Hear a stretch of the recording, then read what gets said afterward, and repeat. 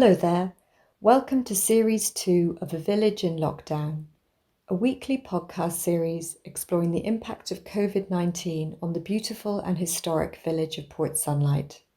My name is Catherine Lynch, and I'm the Director of Heritage for Port Sunlight Village Trust. In Series 1, we explored the impact of lockdown on different aspects of life in Port Sunlight.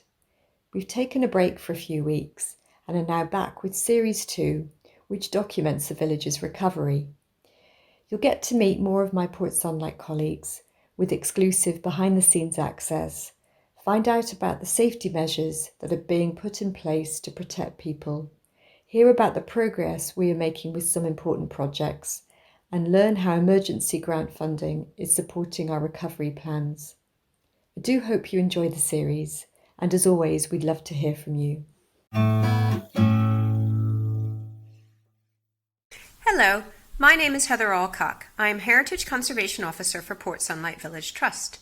Today I'm going to share with you a little information about how Port Sunlight Village Trust is researching the existing conditions, significance, and recommended treatments for the sea piece sculpture and boating pond that sit in the diamond in Port Sunlight Village. Although the diamond, including the Jubilee Arch, War Memorial, Sunken Rose Garden, Boating Pond, Sea Piece, and the Lady Lever Art Gallery are sort of quintessential views of Port Sunlight. This particular aspect of the village, the Boating Pond and Sea Piece, postdate Lever's death. The Boating Pond was part of a 1930s design proposal put forward by James Lomax Simpson to introduce a long water from the Jubilee Arch to the Lady Lever Art Gallery. However, only the Boating Pond was built. So it was built before 1934 and used frequently by children to race and test their little sailboats. In 1950, the trustees of the Lady Lever Art Gallery commissioned Sir Charles Wheeler to produce the bronze sculpture, which we now call Sea Piece. Sea Piece was gifted to the village by the trustees on the anniversary of Lady Lever's 100th birthday. Port Sunlight Village Trust is responsible for the care and maintenance of these important features in the village landscape.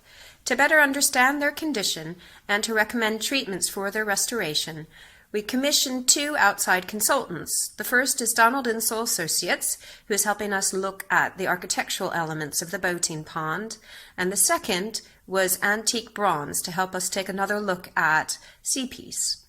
The consultants have completed the majority of their work. However, some additional testing is required to better understand their existing conditions. Port Sunlight Village Trust worked with the consultants to use archival evidence to help understand these important features in the village landscape.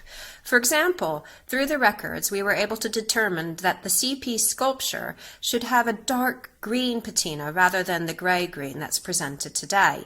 The original patina was removed in an earlier restoration.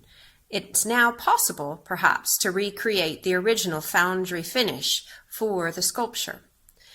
Perhaps more urgently, we need to better understand the deteriorated conditions of the boating pond. The archival drawings indicate that there's embedded steel in the base of the pond.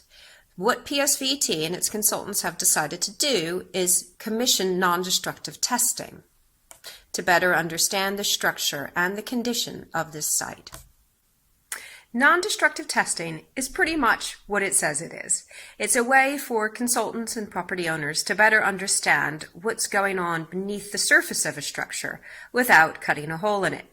The consultants have recommended ground-penetrating radar for use at the boating pond. This will enable the surveyor to find and identify the location, number, and in some instances even condition of embedded steel in the boating pond. It will also enable us to find the pipes and any voids that might be beneath the surface. This information will be used to specify a restoration program for the site.